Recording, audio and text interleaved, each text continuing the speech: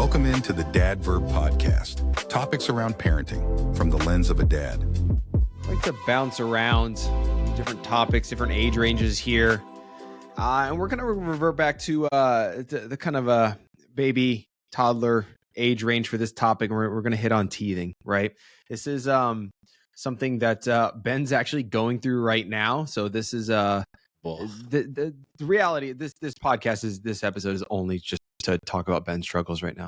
It's only my problem. It's only your problem. You're only dad in the world facing this right now. No, teething sucks. No one man. else on this podcast is an 18-month-old growing. At all. Teething sucks. Nope, it's not happening. It runs for not just a one-time thing because they get multiple teeth, right? And every time it's a mess.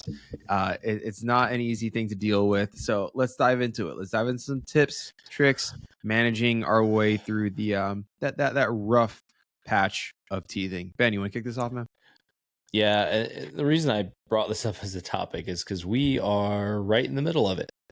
So our daughter is about 17, 18 months old, and she's teething differently than our son did. He got maybe 1 to 2 teeth at a time. He was like fairly slow. She's getting, it feels like, all of her teeth at once. So she got all the front ones, and then she got 4 molars at the same time. And now she's getting all 4 canines at the same time. At the same damn time. Yeah. And it is making her not super fun. She's still sweet, but she's, we'll call it, she's real bitey right now. That's the best way I can put that. Yeah. We're signing a lot of paperwork at daycare. Yep. And so we're trying to find, we've tried a lot, obviously ibuprofen and frozen vegetables and frozen teethers and all that. But like anything you guys have in terms of advice for what you guys did that worked that we may not have tried, I'd love to hear it. So I want to kick this off by, before we dive into the tips and tricks, I want to kind of hit on 2 kind of important things with regards to teething. The first is when we were kind of coming up, especially with our first and second, I remember our kids would kind of like have these fevers, run high temperatures.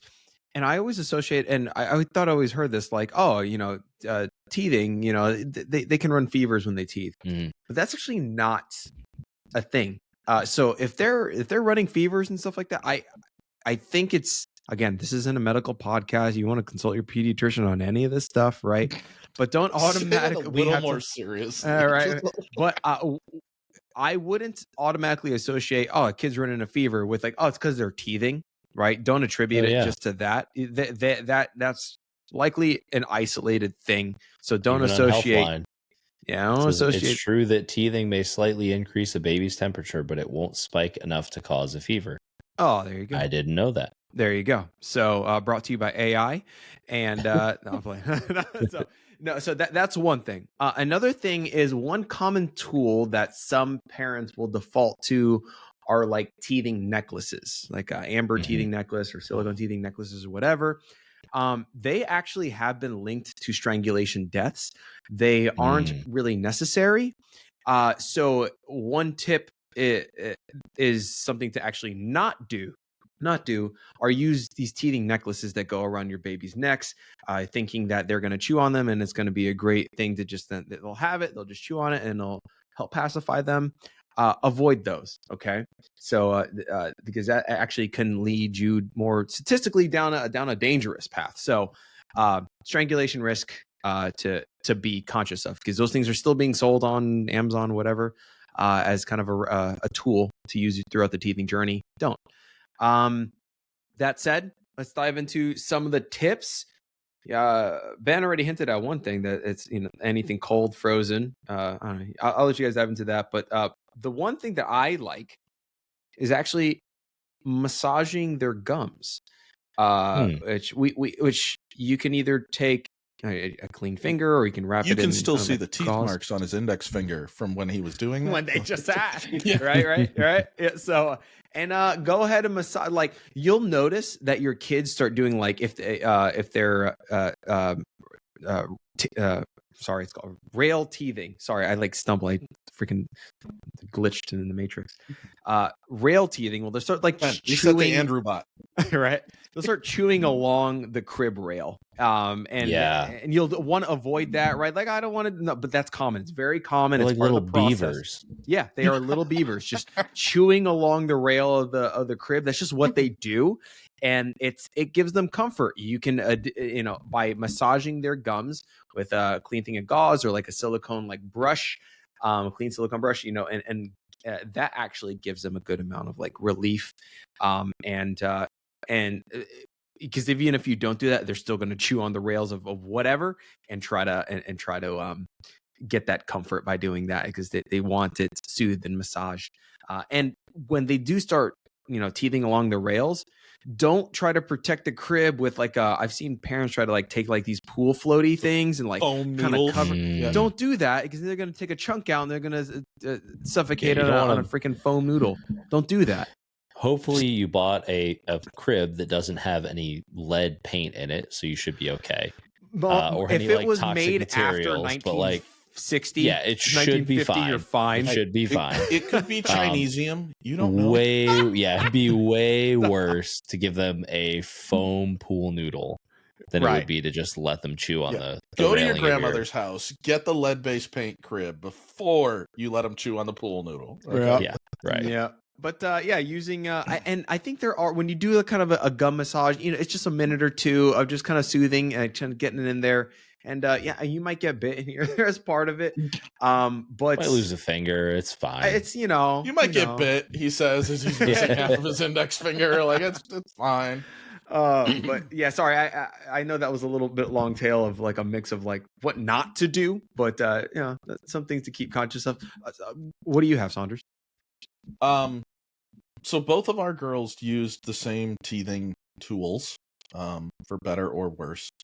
The first one, in their crib, we actually keep this little elephant that has a silicone like chew ring on it. It's one of those, like, as dumb as this sounds, it feels like a dog toy, right? It's hard enough silicone, you can't really bite through it, but it's soft enough and flexible enough that they can get some grip and kind of manipulate it.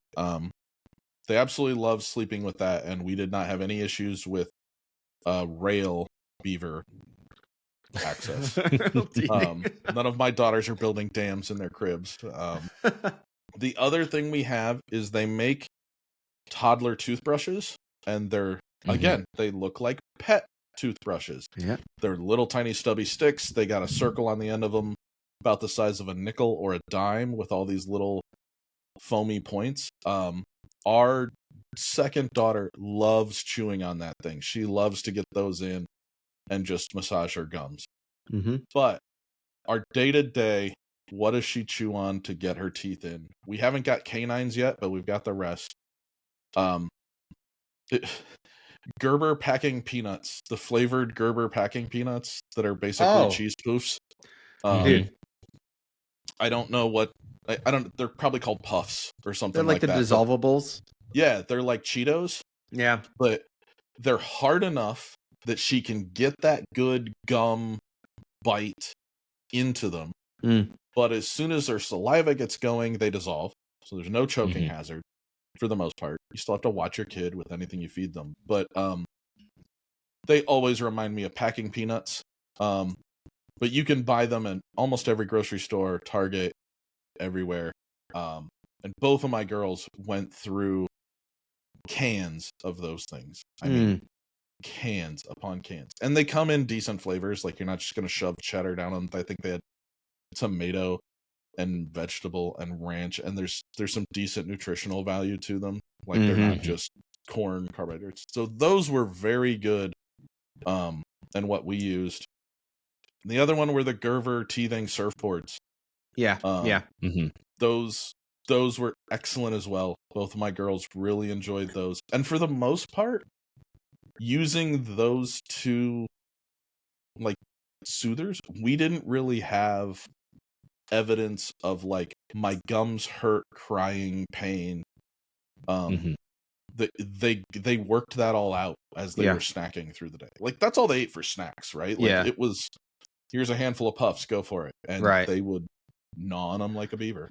One thing that to really help with what's it called, inflammation and some of that pain is, well, obviously Ben mentioned it earlier, anything cold, right? Like the refrigerated teethers or whatever. But there are these kind of they almost look like oversized pacifiers where you can put like cold, like pureed like we have some berries or whatever in it, so they're able to kind of suck and get a good sweet little treat that's like all natural, whatever, whether it's frozen strawberries or frozen pureed strawberries or whatever berries.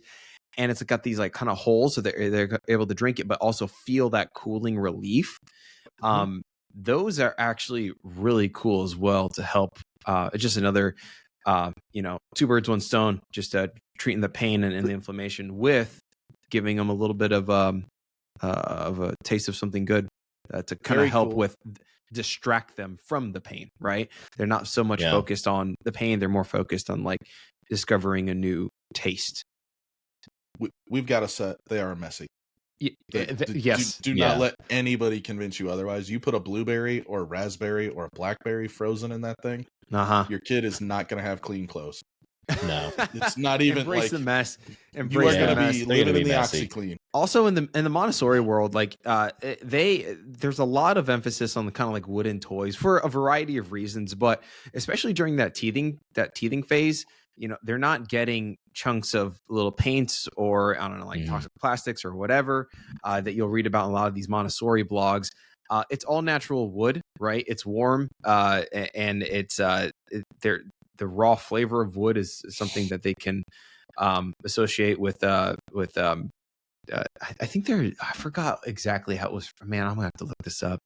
The associations that they're able to make with the wood flavors when they're younger. But point is, it's a more organic, natural way for them to kind of teeth and bite into things that aren't, so plastic or man-made or whatever. It's just something that I remember kind of hearing about. That said, we had a mishmash of all sorts of toys and all that. They were chewing on everything. But yeah, they're going to be biting on everything. But I mean, Andrew's got a line of birch flavored tea coming out that you're going to want to drink. Hell yeah, man. Brought to you by so Ben's in the middle of it right now. I mean, what is it emotionally? Are you in a pretty frustrating point? She's pretty good. She's just like she's just very like mouthy right now, so everything is she's chewing on it or trying to chew on it or trying to bite or whatever. So we're just in like a very we are the parents of the class biter right now, unfortunately. Part of that is she really doesn't like her personal space invaded by any of the other kids, which more power to her. I think that's perfectly fine. I don't really love the biting, but it'll probably serve her well when she gets older that she knows how to hold her own. The other part of it is just like making sure she sleeps well, and that she's not frustrated, because there are times you can tell she'll put her hands in her mouth and like pull down really hard. You can tell like her mouth probably hurts and it's just bothering her. So, whatever we can do to make her more comfortable. So we're doing like you guys said, cutting up cucumbers and freezing them. So doing like sticks of cucumbers and freezing them and then just put them in a paper towel so she can kind of chew on that. Yeah. She has I think it's some teeth, nubby. Yeah, she has a lot of teeth. Yeah, she's got like carrots 4 across the top. Yeah, she can do carrots. That's the thing too, is she eats all regular food now. Like I can hand her a sandwich and she can eat. So it's not really it's hard to we can't really do the teething crackers or anything because they're not enough for her to they're not challenging enough for her to get that satisfaction. So we've been using a lot of like nubbed rubber toys, like from I think it's Nubby or Nubby. Yeah. There's a banana that they have that has like these little kind of fingers on the end of it that kind of really helps her reach back and get into those areas where she's getting molars. I wonder if and you can put those in the freezer too, and they have you guys will get nice and cold. Wheat Thins and Triscuits and Cheez-Its and Goldfish crackers and Cheez-Its we've done. She likes and those seem to help a little bit. But right now, I think where it's tough is she's getting those eye teeth, and with her, she tends to get 4 teeth at the same time, which her brother didn't. He only got, 1 or 2 at a time. And because she's getting 4 at once, it's just like, she's just uncomfortable all the time. So we're just right in the middle of it. We never did this, but I wonder if it would be interesting to try to like take a banana and cut it into just like, like almost like French fry size or like kind of finger size, just like strips, and freeze them. And we've done that. With banana for our son. It works really well because you can actually split a banana. It's 3 sections. Yeah, exactly. So if you like push down the middle of it, it'll split into 3 kind of finger size sections, exactly. which is just nice. Yeah, and freeze those. Those work really well. Yeah, we never did that, but those that work really well. Cool to. There's a bunch of really nice recipes on how to take how to basically make little chocolate shells for frozen bananas as like kids' popsicles treats. Yeah. But they also have them where you can like roll them in like powdered peanuts and like coconut, and just make them fun little semi-healthy popsicle treats. Oh yeah, man. Yeah. I think that'd be fun. Definitely fun to experiment with. So as if this is relevant to you guys, hopefully this has helped you. Hopefully this is kind of shine a little bit of a light of what to try and what also not to try. Ben is experiencing it right now. We're in the middle of it. Usually teething, start around like 5 months or something like that, and it'll go to past 2 years, 30 months or something like that. So it's a long run. Done. Oh yeah, your 2's so she's done. The other one's still going. Yeah. So everyone's gonna advance it at different paces, but it's a marathon, not a sprint. So hopefully we've armed you guys with a little bit of knowledge here. If you found it helpful, let us know. We're here to serve, guys. One thing we didn't cover. What's up? Have you guys used painkillers, Tylenol, Ambisol, right? Gums. Have you used any of those? I mean, we didn't. We didn't have to. We weren't in that much pain. Ibuprofen, just to help her sleep at night. That's the tough one. And make her a little more amenable during the day. Yeah, it's because it'll wake her up at night. And she's a really, really good sleeper. So for her to wake up in the middle of the night, she's really uncomfortable. So yeah, we'll usually do like a little bit of ibuprofen, like a half dose or something before she goes to sleep, which it helps. It's just, doing what we can to make it work until once those teeth break through, I think she'll be good for a while because she's kind of getting them in such big batches that it should solve it for a bit. Yeah, I think they're like little numbing things too as well. I don't remember trying those. We did the dye-free Tylenol and all that, but it was just whatever our pediatrician laid out. Man, I feel so far removed from it. It's a good old days, man. You're coming up on the Nerf gun shoot the teeth out phase. Oh, we did that. We literally did that for Henry for his I have it on video. He wanted to do it. We did it. He shot it out. It was such a cool dad moment. Didn't you post it? I thought you posted it. I don't know if I posted it or not. Maybe I did, but that was a cool dad moment. I think I saw. I think I did a story. Shooting. Yeah. Oh, Henry was so pumped about it. Anyway, that's ultimate teething right there. Well, guys, we complain about them growing teeth, and then we rip them out of their head and fancy with Nerf guns. Yeah. That'll do it for this week's episode, guys. If you want to follow us on Discord, you can check out the link in the show notes or the description of the YouTube video. And you can also check out dadverb.com for courses from pregnancy up through year 1 of fatherhood. I talk a little bit about teething in there as well, but this episode had everything that you needed. So there you go. Thanks for listening, guys. And we'll catch you in the next one. Peace.